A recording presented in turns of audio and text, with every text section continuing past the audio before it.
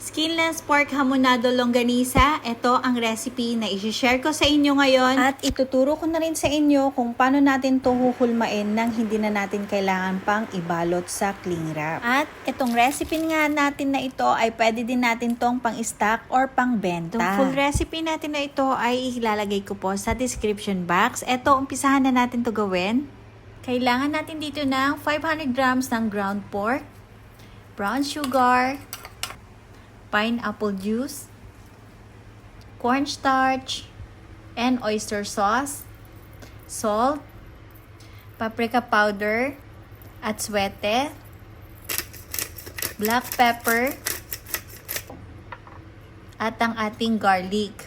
Mas maraming garlic ay mas masarap. Then haluin na lang natin itong mabuti.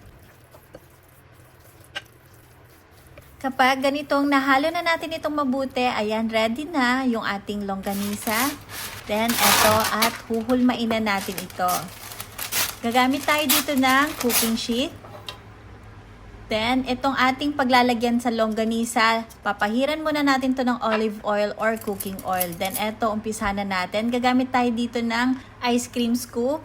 Eto, umpisahan na natin. Number 18 pala yung gamit ko nitong ating ice cream scoop na to. Then, i-scoop lang natin, tsaka natin to hilain. Ganyan. Napakadali lang nitong paraan na to.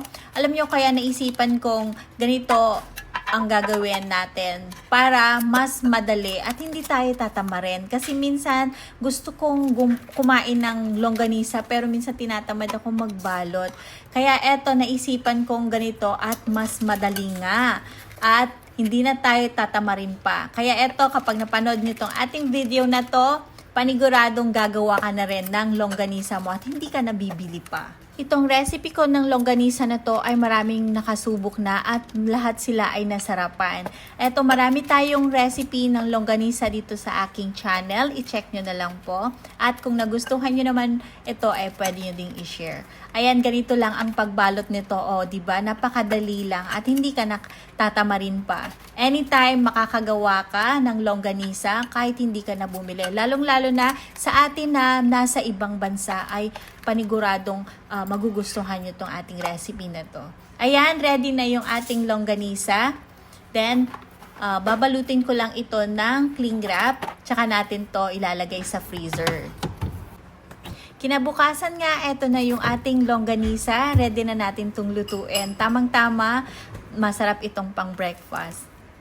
Nakagawa pala ako dito ng 18 pieces dito sa ating recipe na ito. Kung pang-i-stack nyo naman, ay doblihin nyo lang po yung recipe nito para makagawa kayo ng 1 kilo.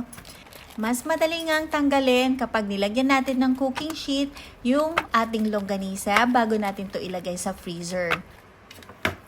Paano naman kapag wala tayong cooking sheet? Okay lang din naman kapag ganito ang gagawin natin. Ilagyan nyo lang ng cooking oil bago natin ilagay yung ating longganisa. Yun lang, medyo mas mahirap nga lang siyang tanggalin. Ngayon, eto, pwede natin tong pang-stack. Kung meron kayong ziplock, ilalagay natin dito ng maayos bago natin to ilagay sa freezer. Or pwede din tong pang-benta. May pang-stack na kayo, pwede pang ipang-negosyo. Sunod ko na may papakita ko sa inyo kung paano natin ito lulutuin. Ito, ilalagay lang natin sa frying pan yung ating longganisa. Then, maglalagay tayo ng 2 tablespoon ng water. Then, i-steam lang natin to. Tsaka natin to baliktarin. Kapag nabaliktad na natin ito at nakikita nyo, konti na lang yung kanyang tubig. Then, pwede na tayong mag-add dito ng cooking oil. Then, tsaka ulit natin to balik-baliktarin para maluto hanggang loob. Then, kapag golden brown na katulad nito, ayan, ready na po at luto na itong ating longganisa. Hahanguin na natin. Sobrang sarap at hindi mo na kailangan pang bumili pa ng longganisa at kayang-kaya mo kahit na ikaw ay nasa bahay lang. Ito yung aking sausawan, bawang, sili at saka suka lang ang nilalagay ko. Ayan, ready na. Titikman na natin. Sobrang sarap, paniguradong magugustuhan nyo. At susunod ko pong i-upload itong ating recipe ng masarap na atsara. Abangan nyo po ito. Thank you for watching. See you in my next video. Bye!